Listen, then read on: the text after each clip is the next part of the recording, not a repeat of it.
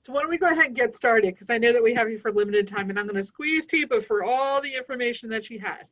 But and then those of people who are joining us late will just join with the program already in progress. Before we get started today, I want to introduce our first person today who's going to be speaking. Just a few words about Arden Courts. Nicole Green works for several of our communities, Arden Courts communities that are located in the Detroit area. We have actually 3 that are located in the Detroit area. Hi, Nicole. How are you doing today? I'm good. Thank you, Kelly, Teepa, and Rachel. Thank you so much for joining. My name is Nicole Green. I am the Business Development Specialist for Arden Courts of Michigan. We have locations in Livonia, Sterling Heights, and Bingham Farms. We pride ourselves on being the innovators for memory care for this population, and we strive to bring education and resources to our families, our professional relationships, as well as our communities. So I appreciate you guys all joining us today. Hopefully it is everything you've wanted. Hopefully everyone walks away with learning something new. I'm going to include my contact information in the chat box. So if you have any questions regarding any of our communities specifically, feel free to reach out to me. And I hope you guys enjoy. Thank you guys again. Great. Before we officially get started, I want to say a couple of housekeeping items for everybody who is joining us. Maybe you've been to other webinars, or maybe you're a first timer. Everybody's welcome. We are going to be recording this webinar today, and it will appear on our website, which I'll type in the chat room in just a minute after I start talking. On that website, you'll be able to see it anytime for free. You can share it with friends if you know somebody who would benefit from the information that is shared in today's webinar. We have a number of people who are joining us today, so what we're going to be doing is Teepa is going to go through her meat of her presentation, and then we'll open it up for a few minutes for questions. I know that Teepa is very busy today, so we only have her for a limited time, so we might not get to all the questions, but I promise I will read as fast as possible. Not like Gilbert Gottfried in a FedEx commercial, but fast as possible so you can still understand me. And we'll just try to answer as much as we can because Teepa is such an expert today. So I wanted to introduce our speaker today, who is Teepa Snow. She is the world's leading advocate and educator in the field of dementia. I love every time she talks to us. She's an occupational therapist with over 40 years of rich and varied clinical and academic experience. Her knowledge about dementia led her to the development of the GEMS program. It's a dementia classification model, and she is, her company is called The Positive Approach to Care, which gives training strategies for caregivers and professionals, all sorts of dementia care training strategies. Today, she's going to be talking about finding ways to maintain some roles and productivity after a dementia diagnosis. After a dementia diagnosis, it is definitely a land of uncertainty. So hopefully some of the information that is given to you today will help you. Along with Teepa is a member of her company who is Rachel Volkers, who is going to be assisting Teepa today. So without further ado, let me go ahead and introduce my friends Teepa and Rachel. Hi, welcome. Thanks, Kelly. And thanks, Nicole, for the welcome. Ooh, before you go, I have a really big favor to ask of you. Sure. Would you guys mind? Go ahead. Okay. I'm going to sing something. Okay, I know you're thrilled. I'm not a professional singer. This is not why I'm singing something. But what I could use your help, and Nicole, you and Kelly, Rachel, not so much you. I'll use you later.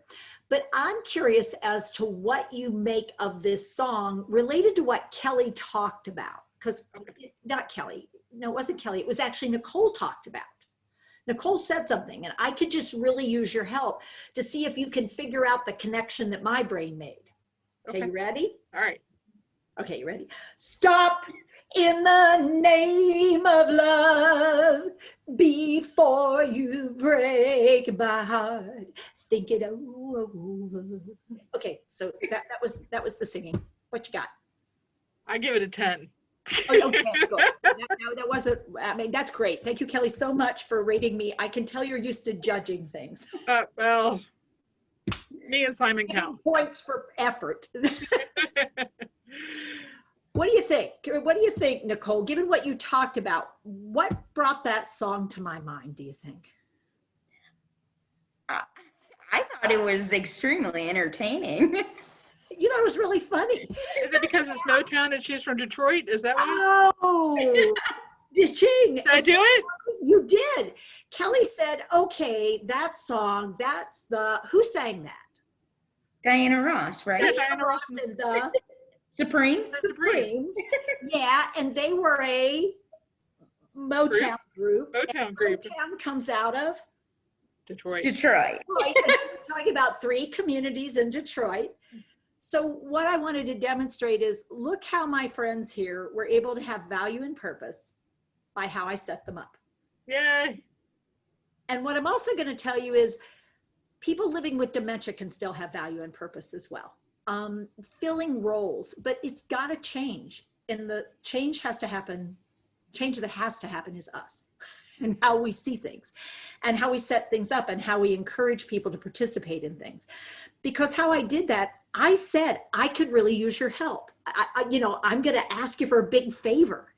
And so by saying it like that, did you feel that you had value and importance? Yes, I had to be on my toes with Teepa Snow always. Yeah, was I going to be able to do this without your help? Who was the one that got to be a little silly? You. Did I give it my best effort at being one of Diana Ross and the Supremes? I mean, Oh, yes. I know, I don't have all the motions down. I did have, I got that one and think, I remember that part, but I don't have the body thing going on. So, but the reason I wanted to lead with that is, let's get out of the idea that people are less, because they aren't. They're different when they develop dementia. But it doesn't mean that I still don't want to have value and purpose. I don't want to be seen as somebody who knows something and maybe could help. And what I picked was something that I noticed. I gave some hints and clues, but Motown was actually something Kelly knew from her past. But then Diana Ross, who came up with that one? Nicole, and she ain't that old. I would also, she's not around when they first came out, I don't think. She was not. Kelly probably was. I'm not going to say anything, but I probably was. But when I said then the type of music, Kelly had already given us Motown, and then we hooked it into Detroit. So all of a sudden we were starting to put puzzle pieces together, which makes people feel smart. People like feeling smart. They like feeling intelligent. And for many people living with dementia, people talk about dementia as loss, but what it really means is people don't respect me anymore as being smart, as being me, as being who I've been, and that I have things and I know things and I can do things.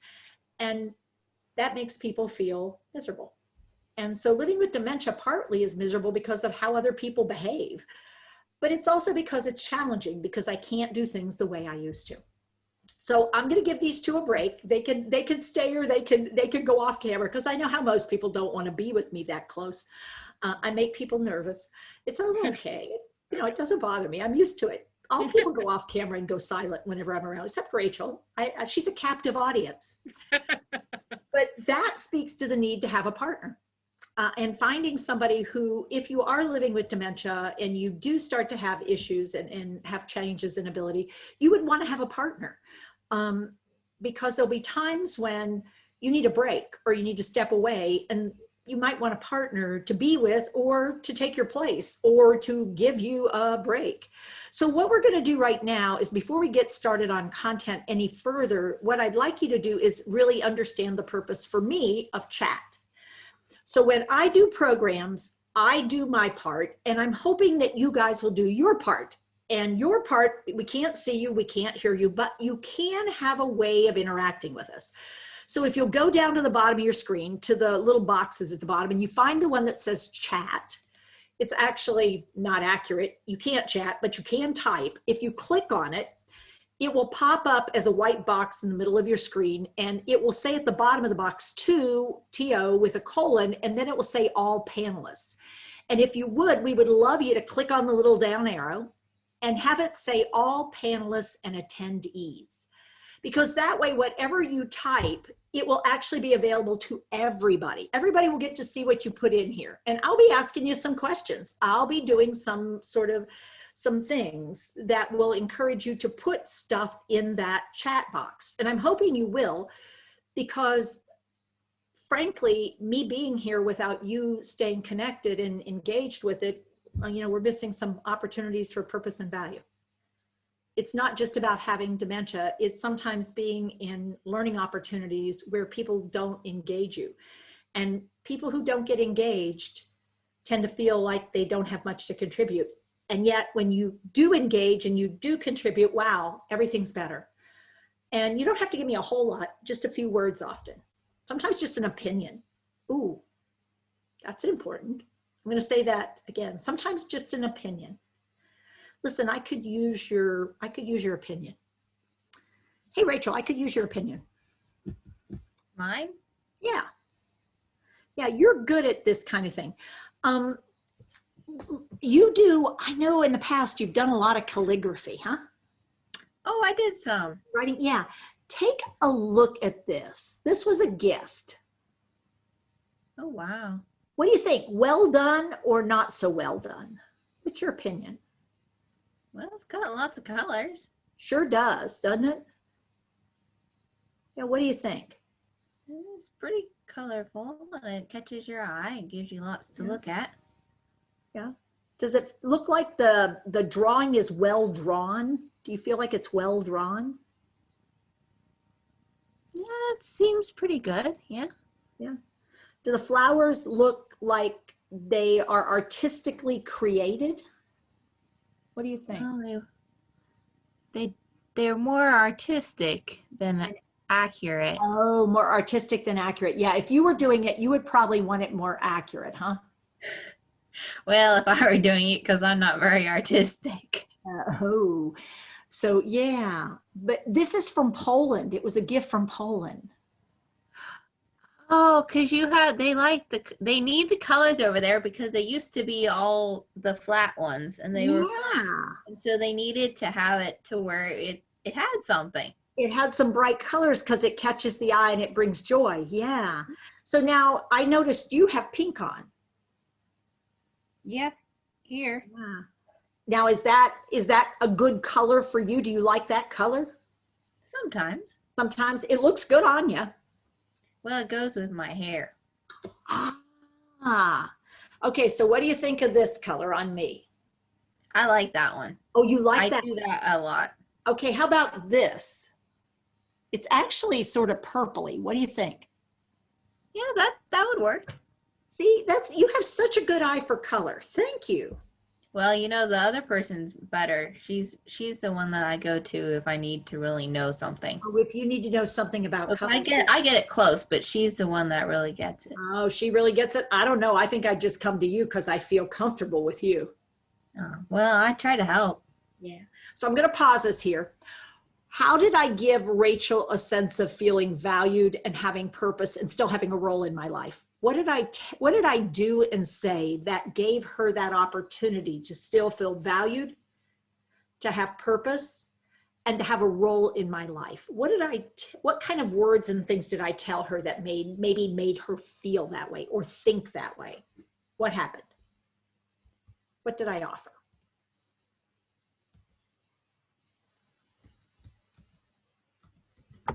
So Andrew noticed that you complimented, asked questions, made her opinion have value.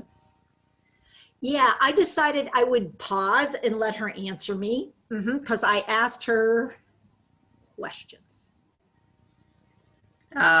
Lenora said you told her that she was good at it. Good at it. And she said there was somebody better. And I said, I actually like you because, what did I tell her? What was her role in my life? Not only is she good at it, she makes me feel comfortable. Yeah. So you make me feel good. And so for somebody who's had a life where part of what they valued in being alive and being in relationships was making other people feel good. They don't like making people feel bad. I just gave her an opportunity to be herself, to be this person who offers comfort. And she did it. She was sort of saying, I'm not as good as so-and-so. And I said, yeah, but I like coming to you better because you make me feel comfortable. And I just lifted her up and said, look, you're you. You're still you. And you're special. And I like being with you. And it's not about your dementia. It's about who you are as a human being. And so one of the things that we want to think about when we're talking about dementia and finding ways to help people maintain some of their roles and productivity is the idea that I'm still me, but I'm different. So I am me, but I'm different when I have dementia. And if you can help me be who and how I am based on who I was, that's really helpful. But if you've got to stop asking me to do or be what I can't. Because when you ask me for things I can't do, do you remember, don't you remember you told me, Mom, you've never liked that. I don't understand why you're doing that. That idea that when I'm not acting like the me I used to be, that you want to point it out or show me or get me to try to do something. The way I offered that opportunity, I did say, you've always been good at calligraphy, but I didn't say, you know what, I want you to copy this. If you could do this, this would be great. I didn't say, I need you to do this thing that you may or may not be able to do. What I asked for initially was, listen, I could use your opinion. I would like you to look at something for me and tell me what you think. Those are great ways to start interactions that will help you figure out where is someone with their sense of self. Now, if I have somebody, I say, I would really love your opinion. I would love you to tell me what you think. And the person says, Rachel, I would like you to show us symptoms of depression or feeling that you are less. Tell me what you might say in that situation. No. No. Mm-mm.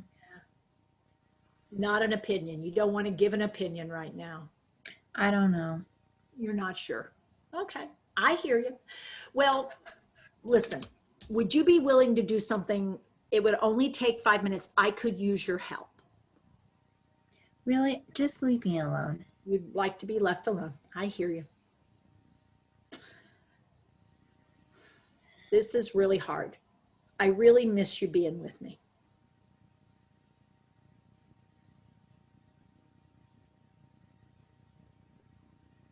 I miss you a lot.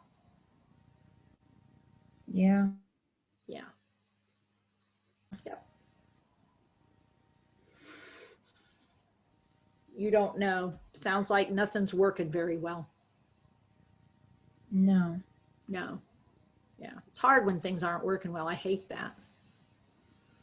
Well, you're part of the problem. Yeah. So how I'm doing things, what I'm doing is part of the problem. Oh man, I am so sorry. You should be. Yeah, I was trying to help and I didn't help. Yeah. Did I do something or say something that made it a problem?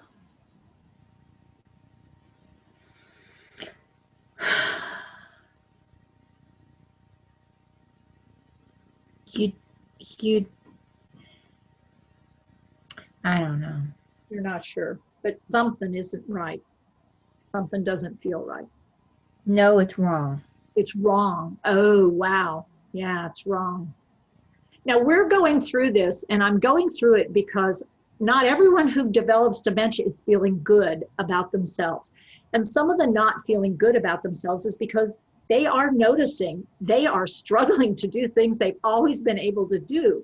They are having a really hard time coming up with things and knowing things. They don't know. I mean, they literally know they don't know.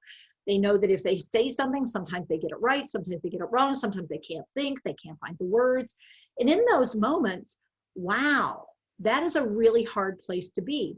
What are some things you're noticing about the change in Rachel? What are some of the signals that Rachel is giving me that she is really not in a super place? She is in a really bad place. What were some of the things she was doing that were indicators of being in a really bad, hard, dark place? What did you notice? Mitzi said she's too quiet and has few words. So words, she's giving me fewer and fewer words. She's pretty quiet. What else did you notice? Those are all good. Christine picked up on looking down. Lots of gazing down, closing her eyes, might even drift off, she might pretend to be asleep. She might actually drift off, not really be connected. She might really avoid eye contact. She might say, leave me alone. She might turn the lights off or down so it's really dim and dark. What else might you notice? What else did you notice about Rachel? What about speed?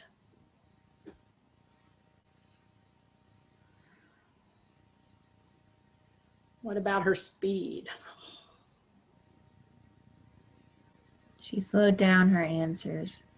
She had a 5-second delay between each response. Every time I ask something, I'm in my head counting how many seconds is it taking for her brain to take the content in, process it, and give me anything.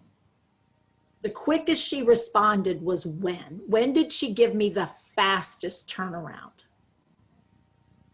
And it was also the most direct statement.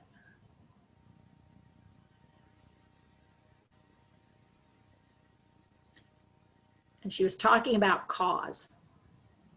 Christine said agreement. Was that it's you?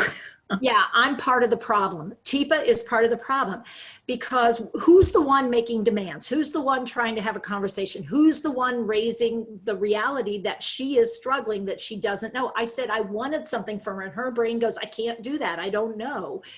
And so this we have, and what's really important for us to sort out, when we get a diagnosis of dementia, half of the time we're also going to get a diagnosis within possibly at the same time or thereafter of a diagnosis of depression. And what can happen is the combination of being depressed, affectively depressed, whether it's a situational depression or whether it's a chemical depression or a seasonal affective or part of a psychiatric or psychological illness. It's been a long-term thing. When people become depressed and they have dementia, their brains are really struggling to make it out of the muck. And so our messing with them, our trying to engage them can truly feel like somebody poking and prodding. Even what we're trying to do is just bring them up and bring them back out, because they're getting stuck in the dark. They're getting stuck in that place. And what's hard sometimes to sort out is the apathy or the lack of engagement that they're doing, because their brain is really struggling to get engaged. So I had to slow myself way down. I had to break my eye contact a lot, because the more I try to push or prod, the more likely it is I won't get anywhere. And it could be in this moment, you know what, Rachel, I'm gonna step away because it feels like what I'm doing is not helping. Fine. Yeah. I really hate it. I hate that we can't find some common ground.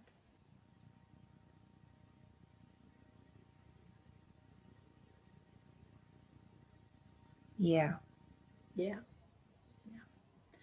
Before I go, something hot or cold to drink?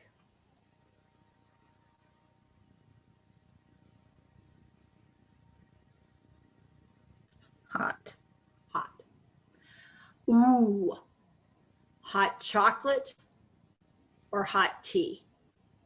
Hot chocolate, and if you want to make it nice, you can put that white stuff on it. Ooh, whipped cream or marshmallows? Whipped cream. Ooh, all right. I'll see if I can't find some whipped cream. Ooh, how much do you like? A little bit, a lot. Okay, tell you what. Here's your cup. You come and you tell me when to stop pushing the button. All right. All right. Now, what happened? What happened in that moment? What went on right then?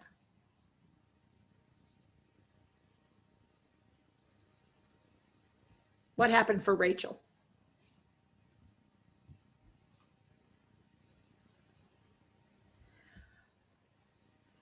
So people said you made her choose over and over. You built on the conversation, gave choices. Yeah. How did I know it was either going to be hot chocolate or hot tea? Anybody want to make a guess on how I knew that? I was taking a gamble, but how do you think I knew that? What was I banking on? Let me give you back your slide if you need it.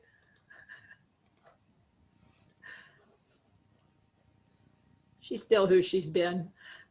Guess what her favorite drink is right now? Hot chocolate. What's her other favorite drink? Hot tea. What else does she drink? Water. Every now and then, a soda. So I knew that. So what I wanted to end this session with is something positive. She said she wouldn't come with me. I'd still bring her the hot chocolate. I'd still bring her the whipped cream. I want to give her something positive that relates to me. I want it to be something positive about us. I said I would let it go, and I am willing to let it go. Guess what happened when I gave her a little bit of something she liked? All of a sudden, speed picked up, energy picked up, ooh, and put the white stuff on it. Okay, tell you what, come and tell me how much. Here's your cup. You know what? I can do that. Fine. I don't need you. Yes, ma'am, I hear you. Well, come and do it yourself then. Here you go. Here's your cup. Here. Now, why did I give her a cup? Because I want her to have something in her hand that as we're moving from here to there, keeps her remembering what? Why are we doing this? Hot chocolate. We're going to get hot chocolate. So I hand her the cup. I give her the responsibility of bringing this empty cup. And when she says, I can do it, absolutely, I know you can. I'll put you in charge then. Guess where the whipped cream's going to be? Probably everywhere. Guess what? It doesn't really matter. Because in that moment, she feels like her. And if a mess gets made, I am so sorry. Those buttons are so touchy, aren't they? Man, I thought we had control over that sucker. That is something else. But what it isn't, it's never, Rachel, why didn't you let me do it? Who sounds like somebody's mom? Should have let me do it. Oh, I'm just saying. So what do we want to do?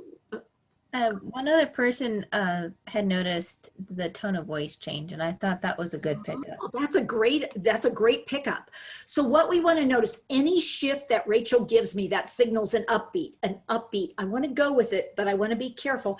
I may have to let go of something, but I will not give up on Rachel. I may have to let go of a lot of things, but I will not give up on Rachel.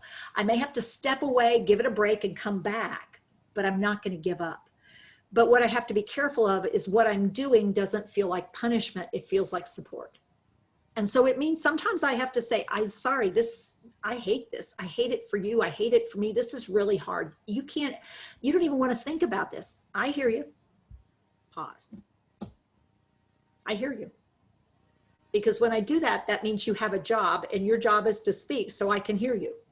So one of the things we want to think about is what makes somebody click, yay, versus what makes somebody tick like a time bomb and you're just waiting for it to go off. What we want to do is during our interactions, work hard on the clicks and try to avoid some of the ticks. Because if we get somebody to be a ticking time bomb, then it's just a matter of time till they blow up because they don't feel like they have value, they have purpose, that what they're doing and how they're doing it is right, is enough. And all it takes is, whoa, Rachel, what are you doing? Hang on. What?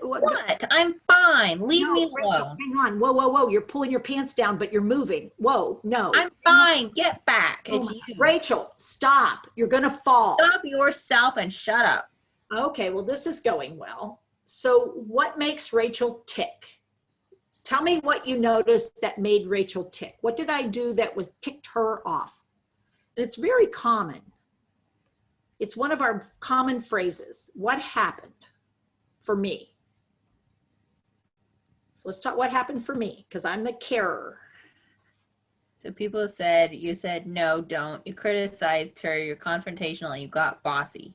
How did I start though? Let's go back to the start. You guys noticed everything I did. That was great. You're very observant, but you missed the very beginning, which is, ooh, whoa.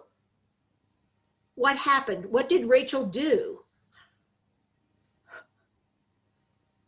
She surprised me. What she did surprised me. Her behavior, her words, her actions, how she was moving, she surprised me. When I get surprised, this is the greatest risk I have, that I will do something that will make Rachel tick rather than click. When I can anticipate what Rachel is going to do, then I can plan ahead and I can make myself behave in a certain way. When she does something that looks risky or dangerous or scary or not her and it surprises me, those are the moments when I'm at higher risk for, Rachel, what are you talking about?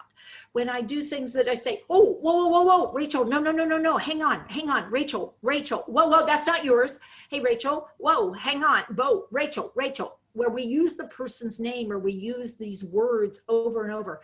And what we're signaling is incompetence, or we're signaling lack of trust. We're signaling lack of adulthood, lack of maturity. When we go, what are you doing? No, that's not what happened. Why are you saying that? Rachel, I never did that. Those moments when we have that feeling of, we didn't mean to, but wow, we got really defensive. Our brain went to a place that isn't healthy for our relationship, because the person that I'm working with might either be the person who's paying my salary, they might be my mom, they might be my spouse, they might be a good friend, they might be somebody that I'm caring for. But in this moment, I'm making it sound like they're doing me a disservice. What they're doing is, In other words, they're wrong and I'm right. And it's one of the hardest things to wrap our head around, but often for people, it makes people tick when we do things like that. What if I say is, oh, hey, sweetheart, how are you? Aren't you the sweetest lady? Look at you. I love you in pink. Aren't you a pretty lady? I'm fine. Rachel, come on. How about you come with me? Let's go. I'm fine. I know. Yeah, you are fine. Come on up. Come on. Oh, what a pretty sweater. What do you find annoying about me? I mean, most people would find that annoying. Some of you are so easygoing, you may not. What was annoying about what I just did? Rachel could tell you. Look at her furrowed brow. Ugh. So people are saying patronizing, you're talking down to her. Mm-hmm. We often do this leaning in business. Particularly for people who are sitting in chairs or not able to stand, but even people who are standing, hello, how are you? And that's the voice we use for small babies that are in strollers or carriages. I would not recommend it for larger children. They find it sort of gross too. Those are those aunts that you just want to go, yeah, don't pinch my cheeks like that. I'm going to spit at you one of these times. Oh, look at you. Aren't you a cute girl? Look at you. Look at your hair. And they touch you and they do things like that. It's like, ugh, without permission. It's all this stuff without permission. And instead, ooh, Rachel, wow, like that sweater. Beautiful. This? Yeah, is it soft? It's just the one like that they do all the time. Oh, huh. Because it looks really soft. It's just the normal one. Just normal. Wow. Well, it looks good. I like your necklace too. This one? Yeah. Yes, the one that I just got. Oh, one you just got. Oh, Yeah. Look, mine is an old one. What do you think? Well, that's nice. It was an engagement ring. It was my grandma's engagement ring. That's the pearl, and that's the ring. Ah. But it was way too little for my finger. Well, you don't want it to get there and then not get to go where it goes, because it gets and then you're stuck. Absolutely right. Yeah. And if you can't, then you can't even wear it, can you? Yeah. So yours is beautiful. Now, when I leaned in that time, did any of you have the feeling that what I was doing was intrusive or problematic? No. Why not? What was the difference? What I was doing was showing you that. And so what did I put in the center of my screen so that was what we were doing? And then when I was talking about it, yeah. So we're sharing the experience and putting it to where we can see what we're talking about. Yeah. And so what we did is we had a shared experience, and we started with the shirt. Rachel wasn't going anywhere with the shirt. So I thought maybe the necklace. I could go to glasses, because why am I using those objects? So we're in a moment. I have this opportunity to give her a role, to give her a sense of purpose, to give her a sense of value, to engage her.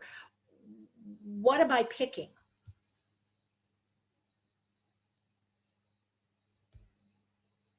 Has to do with this part of your body and this part of your brain. Ah, something that we can see. Something that can be seen and can be highlighted so that her brain and eyes can focus. Where did I put it? Right in the middle of her field. What did I say? It's the engagement ring, and then that's the pearl. And then it was too little for my finger. All of these are called visual cues that I added. I give the visual, I add the verbal, I pause. I'm giving packets of information. Ring, pearl, fit. And Rachel said, yeah, you don't want to have something that's too little and you can't even wear it. You want to at least be able to have it. And so she got the value of doing what I did to that ring. So she could give me an opinion. And I valued it. And we had an interaction that got her to use language and vision and thinking and choice, got her to focus and have attention and keep attention, even though I was moving. It got her to take what she had and compare it to what I had, and we're building a relationship. And even if she doesn't remember all the specifics, the positive nature of that relationship might stand me in good stead the next time we're trying to interact and we're trying to figure some things out. So let's take a look at what are some of the things we might want to know about people that might help us if we do have an opportunity here. What are some possibilities that we might want to know about people? Let's take a look. So we have a human being, and that human being, we want to know about them. So we want to know their life story, their history. Who has that person been? What's their background? What do we know about them? So I know that Rachel's from Oklahoma. I know that she and her family have played musical instruments, and they're a group and they've done some singing. I know that Rachel's done a lot of volunteer work, and I know that she cared for her grandfather who had dementia. I know that Rachel does calligraphy. And by doing that, those pieces that I know about her history, what else do I know that I shared with you guys?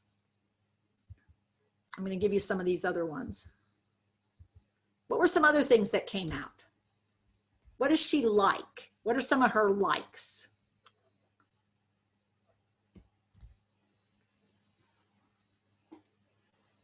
What does she like to drink?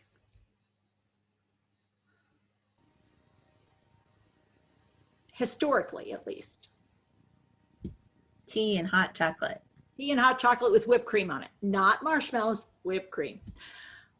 So if I were going to offer her something, what I can do is pick one of those two. Hot chocolate with whipped cream or something else, Rachel? Not that. Not that. Ooh, would you like some water? Or would you like something else? Not that one. Not that. Now what I'm wondering, am I getting a pattern here? Not that, not that. So, hey, Rachel. This or this? That one. This one? Mm. Ah, something like this. Now, why did I not ignore Rachel's, why was it I didn't just sort of go, she just wants to keep looking for the new thing to drink? What did I realize I wasn't showing her that I had been showing her with this? Visual cues. Those visual cues.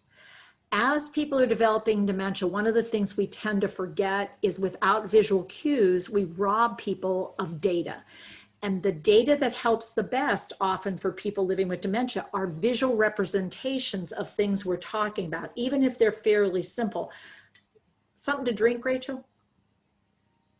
Sure. Now, what was the second visual that I gave her? Thumbs up. Something to drink, Rachel? I'm encouraging the answer to be yes. I don't know if it will be or not, but I'm giving her this. I'm giving her lots of encouragement. I really would like her to hydrate. but I'm also willing to respect no, but I'm giving her lots of visual cues for yes.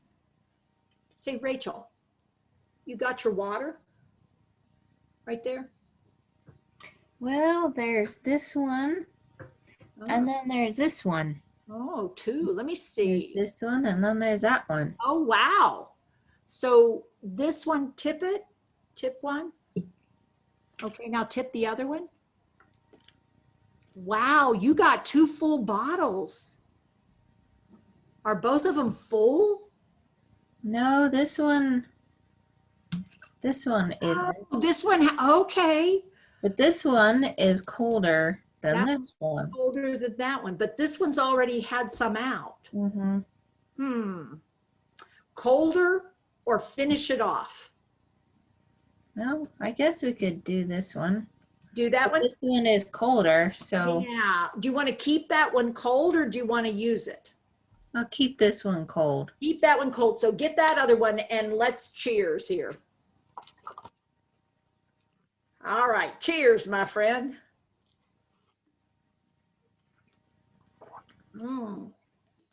Not bad. Mine's sort of lukewarm. Mm-hmm. Hey, Rachel, Mm-hmm. I have a favor. Mm-hmm. Okay, why did I say, oh, Rachel, I have a favor? Anybody have an idea? I'm going to let my eyes go the way I wanted them to go. Yeah, she was taking big slugs of water and it's like, yikes, that's a lot of water. So what did I do? I went, oh, hey, Rachel, I have a question. Yeah. And it's that opportunity for Rachel to stop herself by me giving her a cue, which is real different than, go ahead and put your, don't drink though, okay? Rachel, whoa, whoa, whoa. I need you, Rachel, that's enough. That's enough. Not so much right. Whoa, Rachel, Rachel, oh my God, you're going to choke. Now, when I just, what have y'all found out about Rachel? Does she have a streak that we would call stubborn? Sweet woman, but oh yeah. I think yes. I know, yes. It's real stubborn because you can't be a carer for somebody who's living with dementia and not have a little bit of a stubborn streak. It's just not a possibility because you've got to have that stick to itness. You got to have that willingness to, I'm not giving up easy. And so Rachel, we could call it stubborn or we could call it she's determined. And so when I was giving her that cue of, that's not safe, she's going to be determined to show me I'm wrong. And even if it puts her at great risk, and even if she didn't want all that water, she's drinking it just to prove she can. Now, are any of you like that out there? I'm just asking. Yeah, I don't know that it's true. Mm-hmm. I got a yeah. Yeah. It turns out a lot of us like what we like. We want what we want. We are who we are. And even though I'm changing, if Rachel isn't like that, she isn't determined, and I do that, could I startle her? Okay, when you startle a person, what's the very first thing their primitive brain will do when you're startled? Rachel! What you do is you breathe in. So if she's sucking fluid in and I get her, I startle her, oh, Rachel, no. And she does that. Where did that fluid go that I was worried about? Right into her airway. Who put it there? But I never meant to do that. You're absolutely right. And that's why developing skills to partner somebody is really important because she's going to do things that are going to surprise me. And the thing I've got to figure out is if I want her to sustain roles and stay engaged, I've got to be able to go, oh, hey, Rachel, listen. And she might pause. If not, I need to hope for the best and let go in that moment that I'm going to be able to get Rachel to stop because Rachel started drinking. What do I want to think about though? Okay, you saw her just chug a lug half a container of fluid. So what can I do? Because I don't want to give up. As I said, it's not about giving up. It's about letting go of things and making changes. So what might I do with the amount what size containers do you think I want to give her? So Teepa, maybe you shouldn't have as much water in here. Oh, so Then I maybe can there still should- finish it and and you'll she be can happy. finish it. So, because she wanted to finish it off. Why did she want to finish it off? Because I have the cold one. So and she I has the cold one. And Rachel is somebody that actually wanted the cold one, but she felt like she should use up the one that wasn't so cold, but she actually wants to drink cold water. So she's going to drink a whole lot of the other. So this is where Teepa's thinking, you know what? I'm thinking smaller bottles of water for Rachel and more of them. I'll keep most of them in the fridge and I'll just get out one at a time. And we're going to do half bottles because, man, she just really chugs when she goes. And I'm really concerned she's going to tip her head back and she's going to lose control. Because one of the other things we have to recognize is as people's dementia are moving forward, as people who have dementia have skills changing, we want to keep up with their health status. We want to also keep up with their emotional status, that thing about depression and anxiety. We also want to keep up with their sensory status. What's her hearing? What's her sight like? What's her ability to move and balance and coordinate? What's her temperature regulation like? And these are all things that matter because as I'm trying to create this opportunity for her to still be her, I don't want to put her in risky or dangerous situations if I can avoid it. So the more I know about her and what kind of habits and routines she's been using, those kind of things can come in really handy. It can also help me avoid some of the pitfalls. So Rachel likes to drink cold water. But when she lets the water sit out, it warms up. And she will drink it, but she'll drink it really fast then. So Teepa wants to do some thinking about what can I do that would be helpful that still allows Rachel to be who she is. So when we're thinking about personal preferences and values, some of the things we want to think about is who have people been? What did they value? Who are they now? What do they value now? And why does it matter? Well, it turns out, although people may change, who they are in this moment is really important, but respecting who they've always been. So let's say Rachel, let's pick something. Rachel has always been a vegetarian. Let's just say she's always been a vegetarian. She really valued being a vegetarian. And I see her pick up a piece of bacon off somebody else's plate and eat it. And then take up a second piece of bacon. I'm going to pause here. What do you think I should do? I know what would be the natural tendency. What would be the natural tendency, Rachel? No, Rachel, you don't do that. Rachel, no. For two reasons. What are the two reasons? Because there are two values that Rachel went against. The obvious one that we were talking about, which was? She never does that. She's a vegetarian. The other one is she's eating off somebody else's plate. And so it was this whole, like, Rachel, no. But I pulled back from both of those. It's like, what do you think I would say?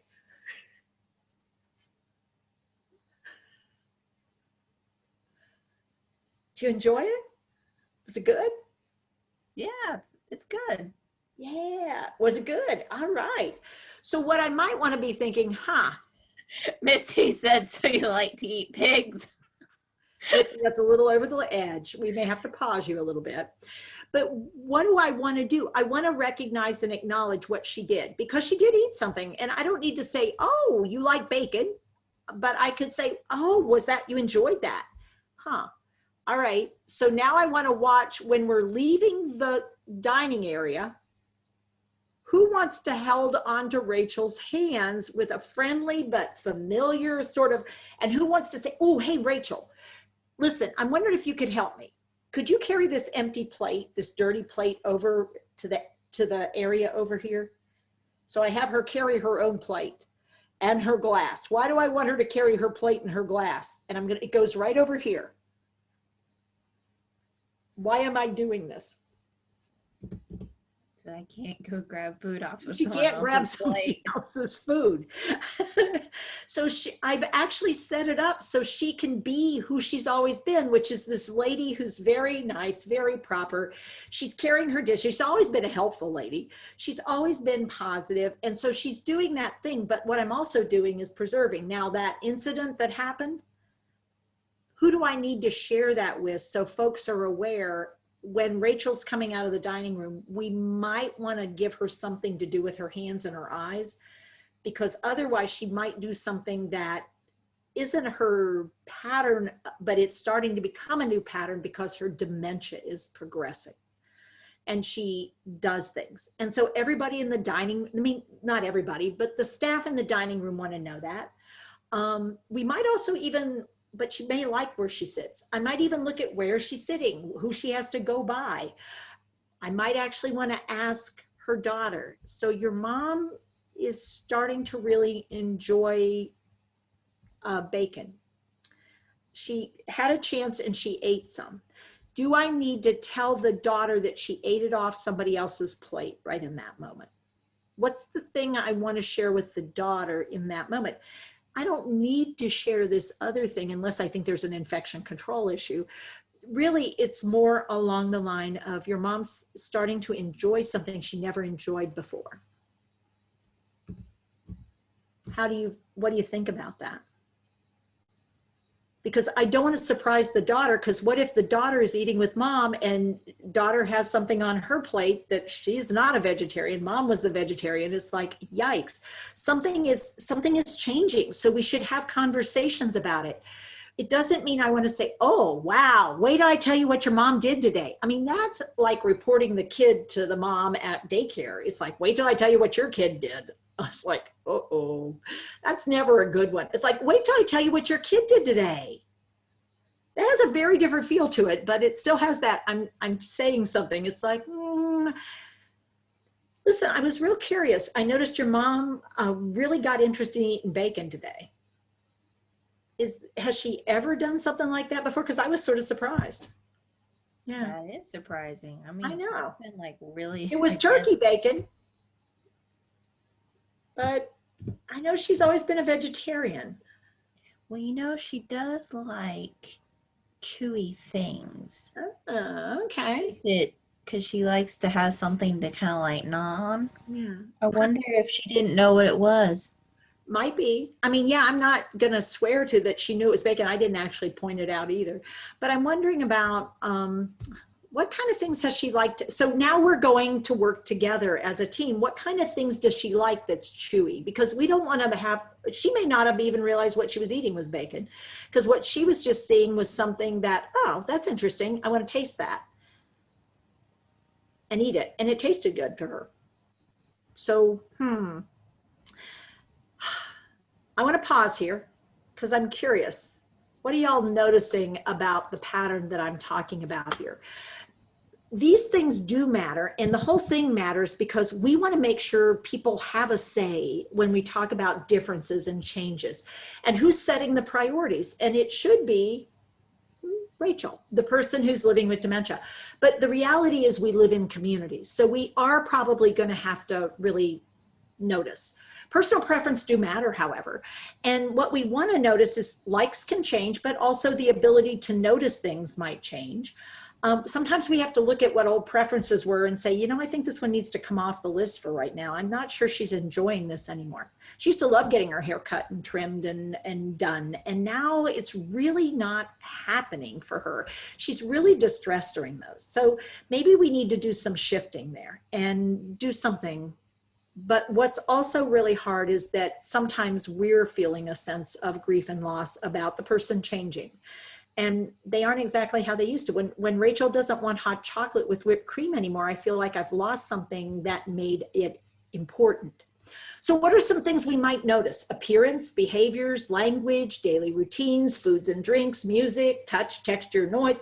All these kinds of things can be important.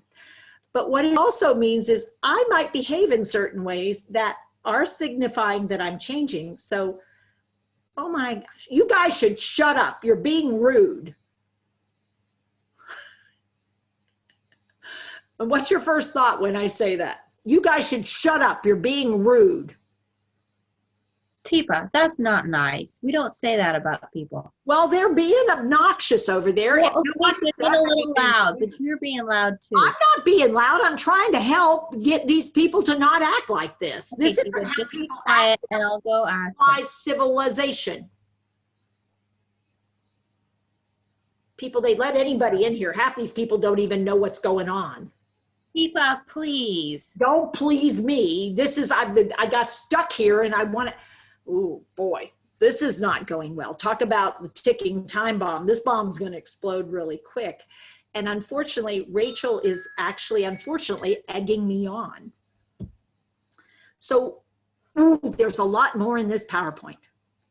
We got to some of it, but we've actually covered a lot of the content. But what I wanted to do is just very briefly show you sort of what are things we want to pick up on. Personality traits, we could talk about those kind of things, and we actually did. We can also think about, you know, sometimes we think people are being ornery, but it's just who they are. So if we go back to personality traits, who I was I'm an introvert. I like my alone time. And I tend to be private, but when things are not going well, I'm a detail person and they're not behaving well. And I'm logical, not emotional. Well, they should behave. That's how they should do it. And I'm in the moment. So, you put all those puzzle pieces together and we got a problem history going on. Yeah. Teepa, it's really noisy in here. There's a racket. It's a racket in here. Yeah, those people are stupid. I mean, look at them. They're running their mouths. 3 of them are talking. All of them are talking. It's disgusting. It is. It is disgusting. Teepa, this is not right, and I'm really sorry that's going on because that's enough to ruin anyone's dinner. It should be, and it should be taken care of by somebody who's in charge of the whole thing. I don't see why I should have to take responsibility for this. Have to take responsibility. The person in charge should be doing this, and it's gotten out of control. I'm going to go see what I can do about it. Well, I appreciate it because Okay. It's about time somebody did something. Well, thanks for letting me know, Teepa. Absolutely. Well, I try to do the right thing for people. You do. You do. You look out for people. On the other hand, Rachel's thinking, oh, we want to change when we're doing something with Teepa about this time because it's not going to work well with those folks in the other part of the dining room because they like to laugh and talk and sit and, oh yeah, this is not working for Teepa, who doesn't like people being all that noisy in her quiet dining space. Yeah. All right, well, our time is almost up. We're curious, do you have questions you want to ask? You may not. Yep. We got any questions? Yeah, we could go through a couple of questions while we have a moment, if you guys want to quickly type them in the chat room. But I just love I like the role play because I think that the points stick more when you're actually, and we can see those people in our real lives. At least I could. Oh, I'm pretty sure most people have seen us around. Yeah, sure enough. And the PowerPoint, for sure. It will be available for 2 weeks. It's up on our website. I will show you, there's all kinds of things on here. We even had some fun things that you could do with folks, just in case, depending on where they are. But, gave you a couple of examples. We found some other ones to use. We didn't need to use that. I did Motown, Diana Ross and I. What I would tell you is that for 2 weeks, these slides will be available on our website at teepasnow.com/presentations. Look under today's date. Now there'll be 2 different programs I've done today. So you will want to make sure that you pick the one, you're welcome to look at both of them, but you're going to want to look for the one that relates to, let's see, I'm trying to think, it's late in the afternoon. What time? 3 p.m. And it will have that information on it. And we're also going to be sending somebody asked. Oh, go ahead. Somebody We're going to be sending a follow-up email to all the attendees, and it'll have a copy of the presentation too, so you could get it either way. Either way, yeah, for sure. Okay, Rachel, well, we have a question. What do we got? Somebody asked, does dementia always progress, or can I plateau? It will always progress. However, if you have certain types of dementia, it can plateau for a period of time and then have a sudden drop and then a bounce back. That's a very common pattern for vascular dementia. And with Lewy body disease, you can have periods of time where things seem really stable and you're thinking, okay, we got it. And then suddenly it hits again. Lewy bodies are related to synuclein protein malformations, and they are on, off, on, off. They're like a neon sign, and when they're on, you have lots of symptoms, and when they're off, there's hardly any symptoms, and they can flip on a dime, and so that's frustrating for sure. Yeah. Let's see. Nancy was saying she's found that since she's been doing window visits, she drops off a card with pictures beforehand, and it gives them something tactile and something to discuss and chat about. It's a great idea. Excellent. That is like a super excellent idea. Sometimes, you know, the thing that I really like is I like things that are like placemats sometimes that have things like a map on them, or on this side there's flags, and there are these plastic placemats that you can sometimes find around, or you can look online, some of the things online. The fact that they're laminated is really nice because they can be placed up, they can be wiped off, they could be, you know, and what's nice about it, I could have one and you can have one. And so if we're on the other side of window visits, I can look at mine and you can look at yours, or I can hold mine up in the window. And it actually does allow us to look at certain things, and I can point at things. So great idea, Mitzi, absolutely. And I know in one of the slides that you had, Teepa, that you suggested that people join a support group. And I know that there are a lot of support groups that are going on virtually right now. Nicole, you have a support group going on too, don't you? Correct. We meet once a month, the third Thursday of every month. So for April, it's tomorrow. Hey, Nicole, are you with somebody who's real close to you now? Yeah. I'm sorry. Yeah, see, that's okay. so it's this month is tomorrow? Yes, April's is tomorrow, and that's hosted at 3 p.m. Tomorrow at 3 p.m. is when that support group will happen online. And if anybody is interested, if you let Nicole know, I'm sure she will make sure you get an invite. Yep, she's going to type her information in the chat box real quickly so that everybody can have it. But the support groups are a great idea. I mean, especially during this time of pandemic, we find that more and more caregivers are a little more on edge. They need a little more assistance. Maybe they might be finding challenging situations they didn't run into before a year ago. I mean, this is a great environment that you could share with an open mind with people who might be sharing similar experiences.